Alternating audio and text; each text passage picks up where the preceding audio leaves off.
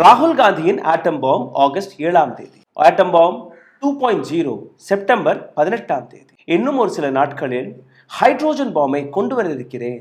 அதற்காக தேதி, இடம் அனைத்துமே குறித்துவிடும். இந்த முறை நேரடியாக நரேந்திர மோடி அவர்களை தாக்கப் போவதாக கூறியிருக்கிறார். இந்த ஹைட்ரோஜன் பாம் அதற்கான டீட்டெயில்ஸ் வெளிவந்ததற்கு பின்பு நரேந்திர மோடியால் தன்னுடைய முகத்தை இந்தியாவில் மட்டுமல்ல உலகத்தில் யாருக்குமே காட்ட முடியாது. முகத்தை மறைத்து ஒளியக்கூடிய வேலையை பார்ப்பார். இந்த இரண்டு அலிகேஷன் எந்த அளவில் இந்த நாட்டின் சிஸ்டத்தை ஒழுக்கி இருக்கிறதுன்னு இன்னைக்கு பார்க்க வேண்டும். என் கையில் இருக்கக்கூடிய இந்த கடிதம் கர்நாடகா சிஐடி இது போன்ற 18க்கும் மேற்பட்ட கடிதங்களை நேரடியாக தேர்தல் ஆணையத்திற்கு கொடுத்திருக்கிறார்கள். இதிலிருந்து தேர்தல் ஆணையம் கொடுத்த பதில் என்ன? அதுவும் எங்களுடைய கையில் இருக்கிறது.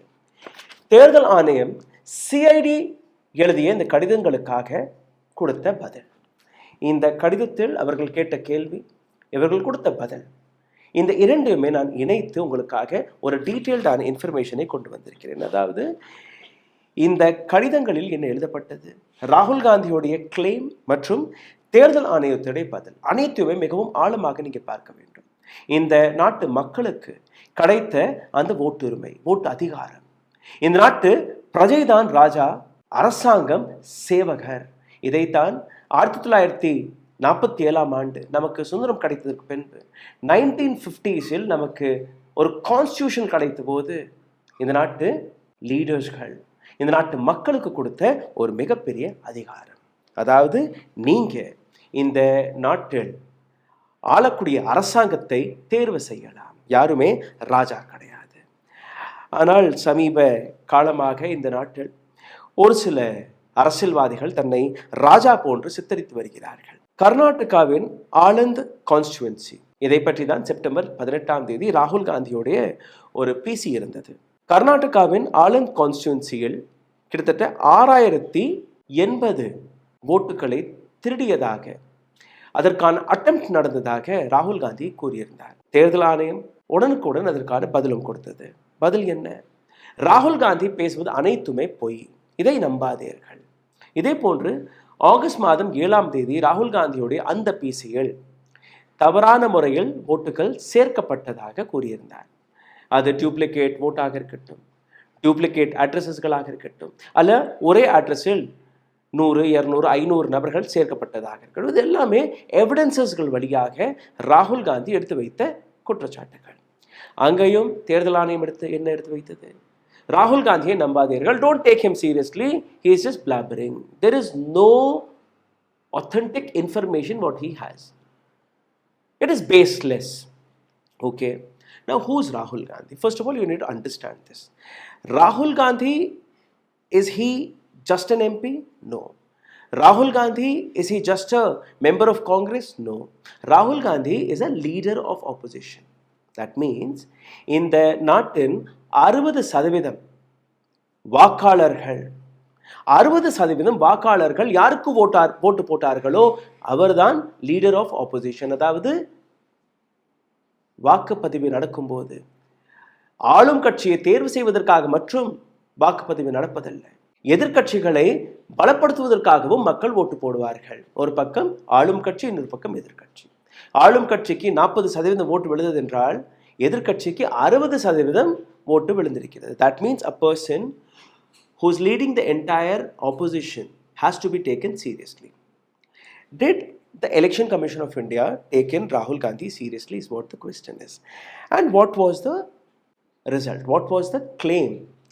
And அதற்கு என்ன பதில் கொடுத்தார்கள்? அனைத்துமே ஒவ்வொன்றாக இன்னைக்கு இந்த பதிவில் மிகவும் ஆழமாக பார்க்க போகிறோம். அதனால் இந்த பதிவை மிகவும் ஆழமாக பொறுமையாக கேளுங்கள், உங்களுக்கு புரிய வரும் எந்த அளவில் உங்களுடைய வாக்கு உரிமையை இந்த நாட்டு சிஸ்டம் அளிக்கக்கூடிய வேலையை பார்த்து விட்டது என்று. இந்த வீடியோவில் உங்களை கூட்டிச் செல்வதற்கு முன்பு ஒரு சிறிய கோரிக்கை. கடந்த 7 நாட்களாக எங்களுடைய சேனலை முடக்கக்கூடிய வேலையை ஒரு சில அமைப்புகள் பார்க்க தொடங்கிவிட்டார்கள். எங்களுடைய வீடியோக்களுக்கான நோட்டிஃபிகேஷன் அல்ல, எங்களுடைய வீடியோக்கள் 10,000 கூட தொடாதபடி அவர்கள் செய்யக்கூடிய சதி வேலை வெளிவந்திருக்கிறது. இதிலிருந்து மீட்டெடுப்பதற்காக உங்களுடைய உதவி எங்களுக்கு தேவைப்படுகிறது. இந்த வீடியோவை பார்த்து கொண்டிருக்கும் போதே தயவு செய்து லைக் பட்டனை தட்டி விடுங்கள். அடுத்தபடியாக உங்களுடைய கருத்தை கீழே கமெண்டில் எழுதி விடுங்கள். இந்த 2 விஷயத்தை செய்தாலே போதும். இந்த சேனலை, இந்த வீடியோவை உங்களால் காப்பாற்றவும் முடியும், ஏராளமான நபர்களுக்கு கொண்டு போய் சேர்க்கவும் முடியும்.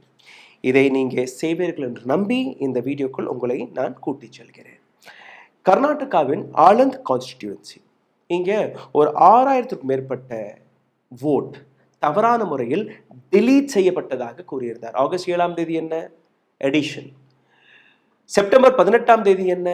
டெலிஷன். 2 குற்றச்சாட்டுமே வெவ்வேறாக இருந்தது. ராகுல் காந்தியுடைய கிளைம் இது ஒரு சென்ட்ரலைஸ்ட் முறைப்படி, ஒரு அப்ளிகேஷன் முறைப்படி இந்த ஓட்டு திருட்டுக்கான ஒரு முயற்சி நடந்தது. ஆப்போசிஷனுடைய இந்த ஸ்ட்ராங்கான அலிகேஷன் ஒரு சிங்கிள் கான்சென்ட் வழியாக இந்த திருட்டு அட்டெம்ப்ட் செய்யப்பட்டது. இதற்கு பதில் என்ன? அடுத்த ஒரு சில மணி நேரத்திலேயே நேரடியாக தேர்தல் ஆணையம் it is a baseless allegation என்று கூறிவிட்டார்கள். Did any enquiry happened? No. Did any probe happened? No. அப்போ எப்படி நீங்க இது பேஸ்லெஸ் என்று கூறுகிறீர்கள்? ஆகஸ்ட் 7ஆம் தேதிக்காக ஏதாவது இன்வெஸ்டிகேஷன் நடந்ததா? ஏதாவது கமிட்டி ஃபார்ம் செய்யப்பட்டதா? கிடையாது.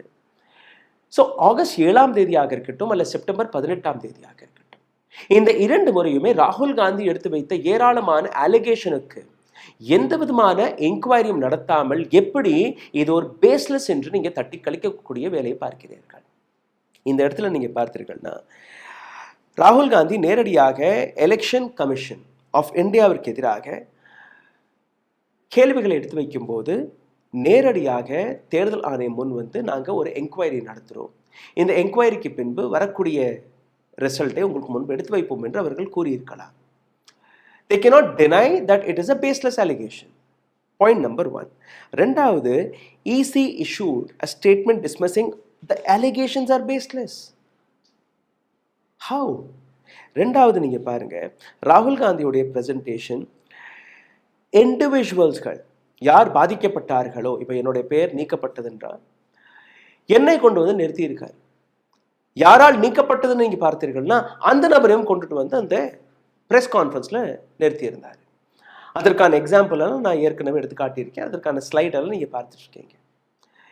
இந்த ஸ்பெசிஃபிக்கான, அதாவது எந்த நபரை பற்றி ராகுல் காந்தி பேசினாரோ, எந்த நபருடைய ஓட்டு திருடப்பட்டதோ அல்ல சேர்க்கப்பட்டதோ delete செய்யப்பட்டதோ அந்த ஸ்பெசிஃபிக்கான நபர்களை பற்றி கூட எந்த விதமான இன்வெஸ்டிகேஷனும் கிடையாது, எந்த விதமான ஆய்வும் கிடையாது, எந்த விதமான கமிட்டியும் ஃபார்ம் செய்யப்படவில்லை. பேஸ்லெஸ் எலிகேஷன் என்று நீங்க எப்படி கூற முடியும்?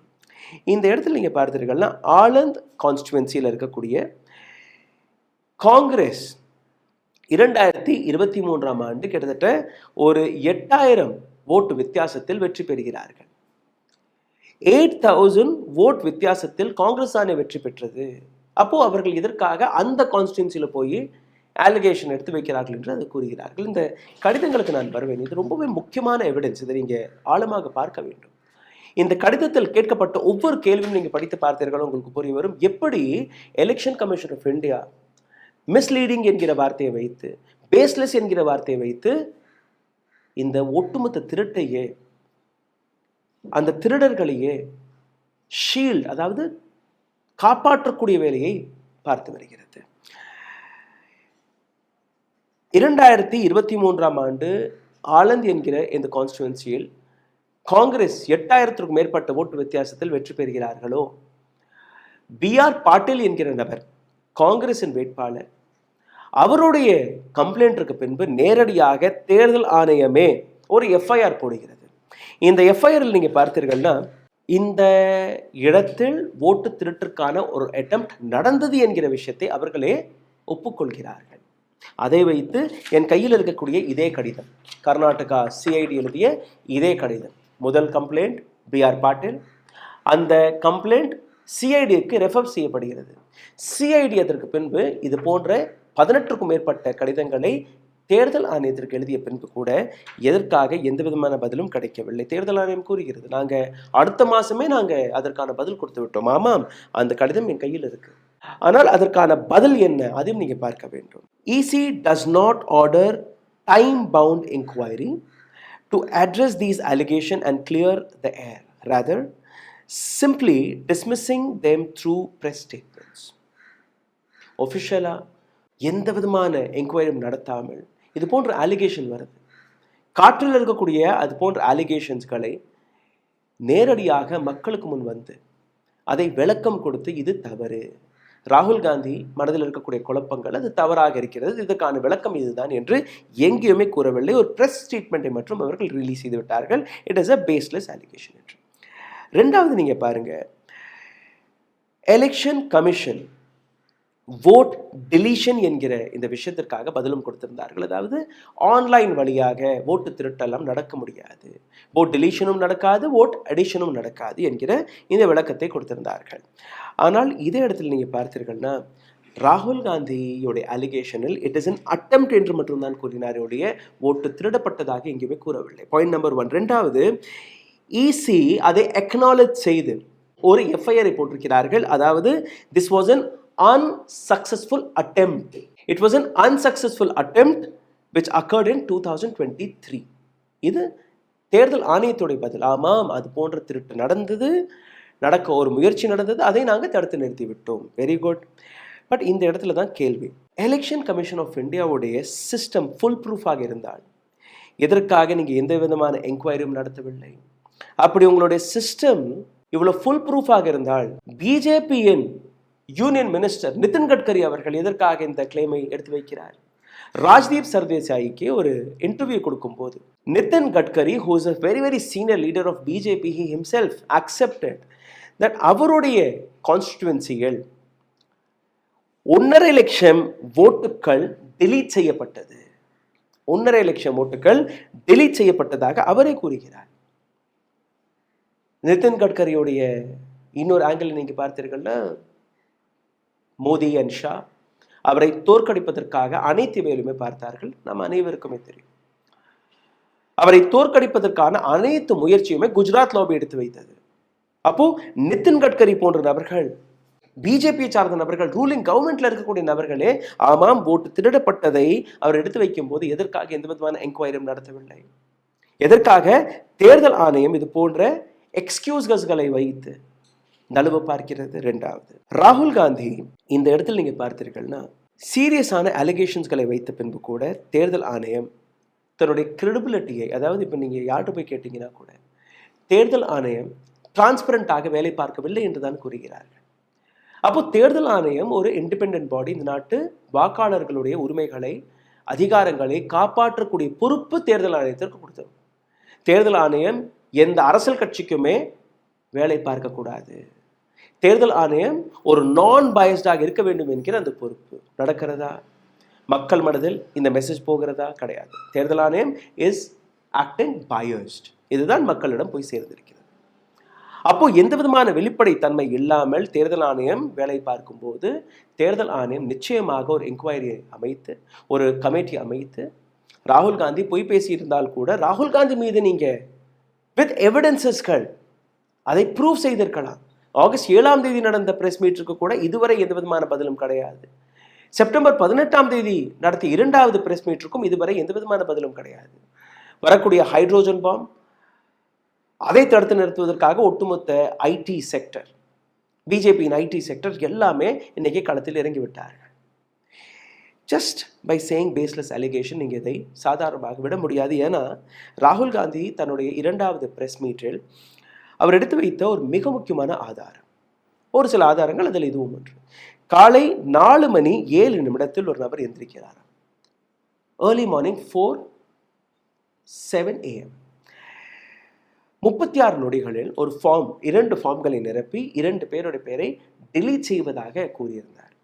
இது மட்டுமல்ல, இன்னொரு கேஸில் நீங்க பார்த்தீர்கள்னா ஒரே நபர் 14 நிமிடத்தில் 12 பேருடைய பேரை நீக்கிவிட்டார். இன்னொரு கேஸ் ஸ்டடியில் நீங்க பார்த்தீர்கள்னா ஒரு பெண்மணி, 63 வயதான பெண்மணி, இன்டர்நெட் தெரியாது, போன் ஆப்ரேட் பண்ண தெரியாது, 12 வெவ்வேறு நம்பர்களை வைத்து 12 வெவ்வேறு ஃபார்ம்ஸ்களை நிரப்பி அந்த பெண்மணி பெயர்களை நீக்கிவிட்டு, இது எல்லாமே ஸ்பெசிஃபிக்கான கம்ப்ளைண்ட்ஸ்கள். ஸ்பெசிஃபிக்கா இந்த நபருடைய பேர் நீக்கப்பட்டது, இந்த நபரால் நீக்கப்பட்டது என்கிற விஷயம். என்கொயரி நடத்தப்பட்டதா? கிடையாது. ஸோ இது எல்லாமே நீங்கள் பார்க்கும்போது என் கையில் இருக்கக்கூடிய இந்த 2 கடிதங்களையும் நீங்கள் மிகவும் ஆழமாக பார்க்க வேண்டும். காரணம், ராகுல் காந்தி தன்னுடைய ப்ரெஸ் மீட்லேயே நீங்கள் பார்த்தீர்கள்னா 18 முறை, ஒரு முறை 2 முறை அல்ல, 18 முறை இது போன்ற கடிதங்களை எழுதியதாக கூறியிருக்கிறார்கள். அதற்கு தேர்தல் ஆணையம் கூறிய பதில், ஆமாம் சார், நாங்கள் இதற்கான பதில் எல்லாம் கொடுத்துட்டோம். மார்ச் மாதம் 2023ஆம் ஆண்டே இதற்கான விளக்கத்தை நாங்கள் கொடுத்துட்டோம். இது வந்து கடைசி கடிதம். 4ஆம் தேதி 2வது மாதம் 2025ஆம் ஆண்டு, இந்த வருடம் பிப்ரவரி மாதம் கொடுக்கப்பட்ட அந்த கம்ப்ளைண்ட் பதில். அப்போ இந்த பதிலில் இவர்கள் என்ன எழுதினார்கள் அதை நீங்க பாருங்கள். செப்டம்பர் மாதம் ராகுல் காந்தியுடைய அலிகேஷன் ரொம்பவே தெளிவாக இருந்தது. ராகுல் காந்தியுடைய அலிகேஷனுக்கு பின்பு தேர்தல் ஆணையத்துடைய பதில், allegation made by Shri Rahul Gandhi are incorrect and baseless. No deletion of any vote can be done online by any member of the public. ராகுல் காந்தி எடுத்து வைக்கக்கூடிய இந்த அலிகேஷன் தவறானது. பப்ளிக்ல யாருமே இது போன்ற டிலீஷனை செய்ய முடியாது. இது அவர்களுடைய கிளைம். இப்போ இந்த இடத்துல நீங்க பார்த்தீர்கள்னா, confirmation by Election Commission 6018 forms of form number 7 application received in December 2022. December மாதம் 2022ஆம் ஆண்டு 6018 அப்ளிகேஷன்ஸ்கள், ஃபார்ம் 7 அப்ளிகேஷன்ஸ்கள் தேர்தல் ஆணையத்திடம் வந்திருக்கிறது. This was accepted by the Election Commission. இதில் BLO ஆஃபீஸர்கள் ஒவ்வொரு வீட்டுக்கும் போய் அதை மறுபடியும் என்கொயரி செய்த போது வெறும் 24 நபர்கள் மட்டும்தான் ஆக்செப்ட் செய்திருக்கிறார்கள். ஆமாம், நாங்கள் இந்த டிலீஷனுக்கான ரிக்வெஸ்ட் கொடுத்தோம். எவ்வளோ? 6018 நபர்களில் வெறும் 24 நபர்கள் மட்டுமே இந்த டிலீஷனுக்கான அப்ளிகேஷன் ஃபார்ம் நம்பர் 7ஐ நிரப்பியதாக அதற்கான அப்ரூவலை கொடுத்தார்கள். அப்போ மீதம் எவ்வளோ? 5994 ரிஜெக்டட். BLO ஆஃபீஸர்கள், பூத் லெவல் ஆஃபீஸர் வெரிஃபை செய்யும் போது இந்த 5994 நபர்கள் தவறான முறையில் இந்த டிலீஷன் ரிக்வெஸ்டை கொடுத்ததாக கூறியிருந்தார்கள். ஆன்லைன் வழியாக இந்த அனைத்து ஃபார்ம்ஸ்களுமே நிரப்பப்பட்டது. ஆன்லைன் வழியாக ஒரு ஃபார்மை நிரப்பும் போது அந்த ஃபோன் நம்பருக்கு OTP போகும். அந்த OTPயை நீங்கள் ஃபைனலாக போட்டால் மட்டும்தான் அந்த ஃபார்ம் ஆக்செப்ட் ஆகும். எப்படி இந்த 5994 நபர்களுடைய டிலீஷன் நடந்தது? எந்த ஃபோனுக்கு அந்த OTP போனது? எந்த இன்டர்நெட்டை வைத்து இந்த ஃபார்ம்ஸ்களை நிரப்பினார்கள்? யாருடைய பெயரை வைத்து இந்த ஃபார்ம்ஸ்களை நிரப்பினீர்களோ அவர்களுடைய ஐடி, அவர்களுடைய ஐடென்டிஃபிகேஷன், அவர்களுடைய வோட்டர்ஸ் ஐடி டீட்டெயில்ஸ் எப்படி அவர்கள் கிடைத்தது? அனைத்துமே ஒரு கேள்வியாக மாறியது. சரி, இதை பற்றின ஒரு FIR போடப்பட்டது. FIR number 26/2023. அந்த FIR காப்பியும் என் கையில் இருக்கு. Authority themselves had acknowledged. தேர்தல் ஆணையமே நேரடியாக ஒப்புக்கொண்ட விஷயம். ஆமாம், 5994 தவறான வாக்காளர்களுடைய அந்த டிலீஷன் அப்ளிகேஷன் வந்தது, அதை நாங்கள் கண்டுபிடித்தோம். இது வந்து எலெக்ஷன் கமிஷன் ஆஃப் இந்தியாவுடைய விஷயம். இந்த இடத்துல நீங்கள் பார்த்தீர்களா, Anand was won by Congress. அதுக்கு முன்னாடி, அதாவது தேர்தல் நடப்பதற்கு முன்னாடியே இந்த பிரச்சனை கண்டுபிடிக்கப்பட்டது. ஒரு ப்ரொடெஸ்ட் நடந்தது, ஒரு FIR போடப்பட்டது, அதற்கு பின்பு இந்த டெலிஷன். ஓகே, இந்த இடத்துல IP போர்ட் லாக்ஸ், OTP இதையெல்லாம் கேட்டார்கள். இந்த கேட்ட என்கொயரி, இந்த கேட்ட டீட்டெயில்ஸ் கிடைத்ததா?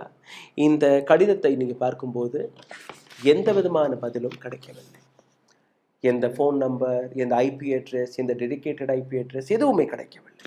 இதே போன்று நீங்கள் பார்த்தீர்கள்னா, இரண்டாவது விஷயம், the Karnataka Chief Election Officer CEO has been providing and would continue to provide all the information that state CID for investigation into the Anand fake vote deletion matter.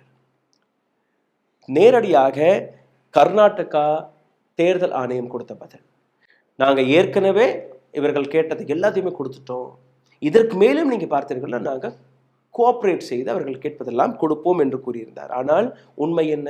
அதையும் நீங்கள் கேட்டுவிடுங்கள். All available information with ECE Kalaburgi SP on 6/2023, September 6, 2023 எல்லா available டேட்டாக்களையுமே தேர்தல் ஆணையம் கொடுத்ததாக கூறியிருக்கிறார்கள். ஆனால் BLO check செய்தபோது no legitimate voters were lost அதையும் கொடுத்திருந்தார்கள். அதாவது எந்த ஓட்டுகளுமே அங்கே திருடப்படவில்லை என்று கூறியிருந்தார்கள். ஆனால் உண்மை என்ன? All information which CID asked were not given. அதில் என்னெல்லாம் டைனமிக் IP அட்ரஸ் கொடுக்கப்பட்டதா? கிடையாது. OTP landing mobile number details கிடைத்ததா? கிடைக்கவில்லை. IPs அண்ட் போர்ட்ஸ் இந்த ஒட்டுமொத்த ஜியோ லொகேஷனை எந்த பர்டிகுலர் லொகேஷன்ல இருந்தது அந்த வேலையை பார்த்தார்கள் என்கிற விஷயத்தை கண்டுபிடிப்பதற்காக இது எல்லாம் தேவைப்பட்டது. But did they given? No new data was shared. No reference to 2025 letter. February மாதம் 4ஆம் தேதி, மார்ச் மாதம் இந்த இரண்டு எக்ஸ்சேஞ்சை தாண்டி 2023 வேற எந்த விதமான இன்ஃபர்மேஷனும் பகிரப்படவில்லை. இது மட்டுமல்ல, இந்த பதிலை கொடுக்கும்போது தேர்தல் ஆணையம் கொடுத்த பதிலையும் நீங்கள் பாருங்கள். Designation IP ports were influential due to privacy concern under the IT Act 2000, the Digital Personal Data Protection Act 2023. தேர்தல் ஆணையம் டெக்னிக்கல் டேட்டாவை கொடுக்காமல் இது ஒரு பிரைவசி கன்சர்ன், அதனால் இது போன்ற ரொம்பவே டீட்டெயில்டான இன்ஃபர்மேஷனை எங்களால் கொடுக்க முடியாது. Boss, CID is another body. It has been investigating on a particular matter. அப்போ அவர்கள் கேட்கக்கூடிய இன்ஃபர்மேஷனை நீங்க இன்வெஸ்டிகேஷனுக்காக மட்டும்தான் கொடுக்கிறீர்கள், பப்ளிக் டொமைனில் போடுவதற்காக கொடுக்கவில்லை. ஒரு டிபார்ட்மெண்ட் இன்னொரு டிபார்ட்மெண்ட்டிடமிருந்து இன்டர்னலாக கேட்கக்கூடிய அந்த ஸ்பெசிஃபிக்கான கேள்விகள், அதை எதற்காக நீங்கள் மறுத்து வருகிறீர்கள்? இந்த கேள்விகளும் நான் உங்களுக்கு எடுத்து காட்டுகிறேன். எந்த விதமான இன்ஃபர்மேஷனை CID கேட்டிருக்கிறது? CID உடைய முதல் request whether OTP multi-factor authentication facility is adopted in NVSP and VHA apps platform. இந்த இரண்டு அப்ளிகேஷன்ஸ்களை வைத்து நீங்கள் ஃபார்ம் 7ஐ நிரப்பலாம். அப்போ அந்த ஃபார்ம் 7ஐ நிரப்பும் போது OTPக்கான அந்த அத்தன்டிகேஷன் அவர்கள் நிச்சயமாக கையெழுத்திருப்பார்கள். அதற்கான விளக்கம் என்ன? முதல் வேலை, whether the OTP authentication facility is extended to upload the application, if so provide the details. சரி, நீங்கள் அந்த OTP authentication facilityயை நீங்கள் இம்ப்ளிமெண்ட் செய்திருந்தீர்கள்னா அதற்கான டீட்டெயில்ஸ் என்ன, அதை எங்களுக்கு கொடுங்கள். கொடுக்கவில்லை. if authentication like OTPs exists, whether the OTP will be sent to a mobile number used to log in the page or mobile number provides in the form by applicant or both. இப்போ ஒரு OTP நீங்கள் generate பண்ணணும்னா ஒரு phone number நீங்கள் கொடுத்துருப்பீங்க. நேரடியாக phone number கொடுக்கப்பட்டிருக்கும், அல்ல நீங்கள் அந்த ஃபார்மை நிரப்பும் போது அந்த ஃபோன் நம்பருக்கு ஒரு OTP வந்திருக்கும். இந்த இரண்டுலேயுமே ஃபோன் நம்பர் ஒரு மெயின் கன்சர்ன். அப்போ அந்த ஃபோன் நம்பர் டேட்டாவை எங்களுக்கு கொடுக்கவில்லை. Provide the certificate 65B Indian Evidence Act 1872 by the person holding lawful control user from where the logs were created during the activity generated to produce before LEA. Further, Honorable Supreme Court held the 65B certificate is mandatory for admissibility. Electronic evidence is secondary form. உங்கள் கையில் இருக்கக்கூடிய அந்த certificate form 65B under the evidence act, இது போன்ற கேள்விகள் வரும்போது ஒரு department அதற்கான எவிடன்சஸ்களை கொடுக்க வேண்டும். இது சுப்ரீம் கோர்ட் ஆஃப் இந்தியாவே இதற்கான விளக்கத்தை கொடுத்திருக்கிறார்கள். இந்த case of Arjun Panditrao Khotkar versus Kailash Kandrio in July 14th, 2020. It's a verdict. Now, when you say the point number 5, direct the concerned to arrange the presentation with respect to allegation made by step of NVSP and VHA Garuda app from the voter public perspective to the investigative team. ஒரு investigation team இருக்கு, state government of Karnataka, CID.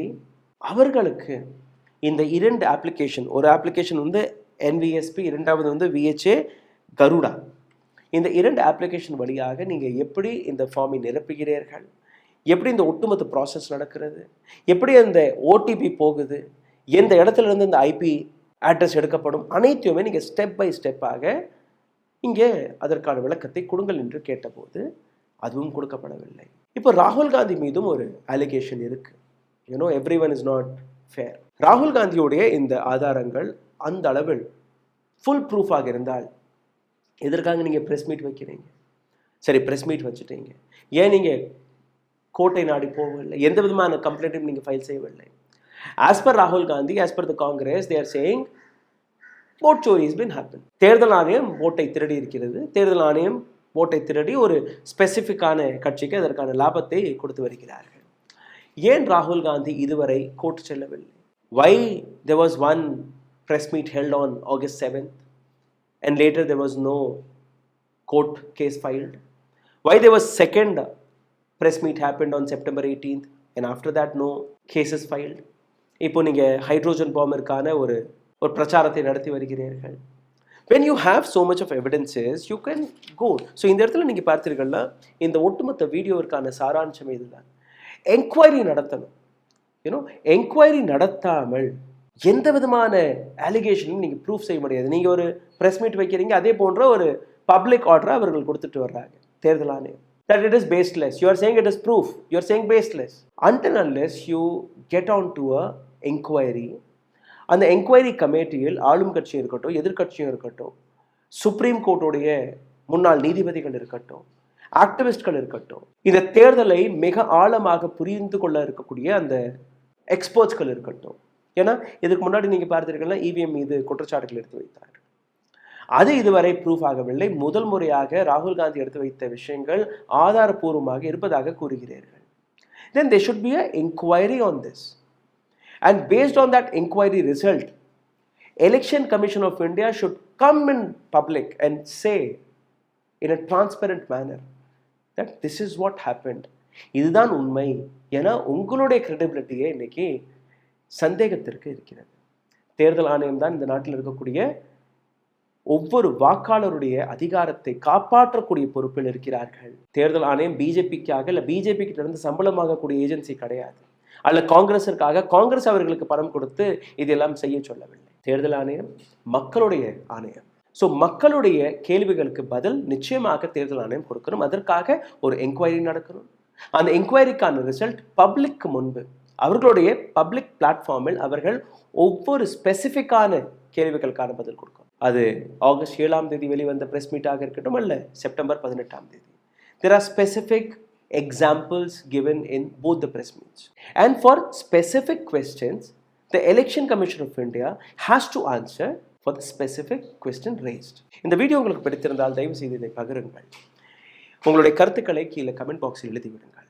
இந்த சேனலை support செய்ய நினைக்கக்கூடிய நபர்கள் கீழே எழுதியிருக்கக்கூடிய UPI ID வழியாக உங்களுடைய ஆதரவுகளை தெரிவிக்கலாம். நன்றி, வணக்கம். ஊடகம் கார்ப்பரேட் அரசியல்வாதிகளின் கைப்பாவையாக அடிமைகளாக இருந்தது போதும், இனி சாட்டை எடுத்து சுழற்றும் நேரம் வந்துவிட்டது. ஊடகம் பொதுமக்களாகிய உங்களுக்காக உங்களாலேயே இயக்கப்பட வேண்டும். ஊடக சுதந்திரத்திற்காக உங்களின் பங்களிப்பை இன்றே அளித்திடுங்கள்.